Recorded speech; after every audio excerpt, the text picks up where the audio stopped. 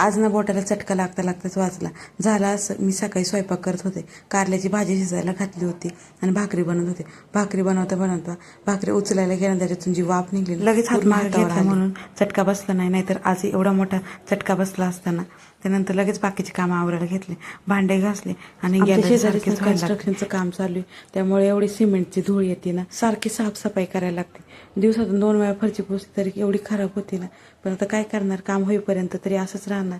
फरची पुसून घेतली आणि कपडे पण धुवून घेतले. हे ब्लँकेट मला बऱ्याच दिवसापर्यंत धुवायचं होतं. म्हटलं आज सकाळीच पाणी आलं होतं, ब्लँकेट पण धुवून घेतलं आणि आंघोळ केली, सगळं आवरलं होतं.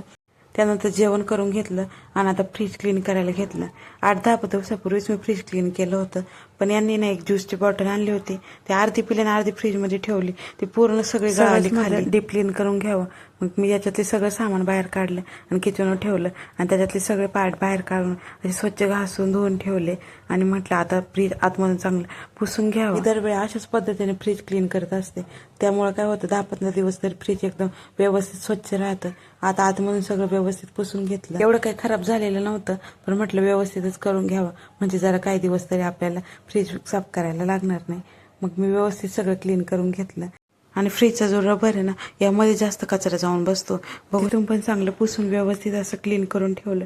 मग सगळे पार्ट फ्रीजमधले लावून दिले आणि सगळं फ्रीज व्यवस्थित असं अरेंज करून ठेवलं. आता थोड्या दिवस तरी फ्रीज उघडलं असं. त्यामध्ये मसाल्याचे पण एवढे पॅकेट झाले होते.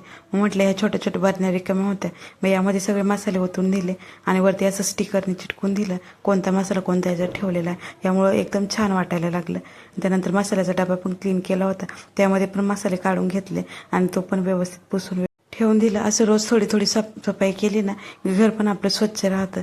त्यानंतर दुपारच्या वेळेस ना, इथं मनी प्लांट एकदम छान असा वाढलेला आहे. मग त्याची खराब पानं काढून टाकले आणि त्याला थोडीशी कटिंग पण केली होती.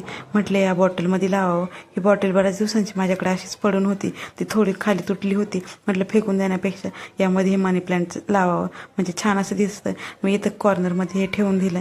त्यानंतर हे झाड मी बाहेर ठेवलं होतं, हे पण चांगलं ग्रो व्हायला लागले. याच्या खाली एक प्लेट ठेवली आणि याला फ्रीजवरती ठेवले. असा होता माझा आजचा दिवस. चला भेटू नेक्स्ट व्हिडिओमध्ये. तोपर्यंत बाय बाय.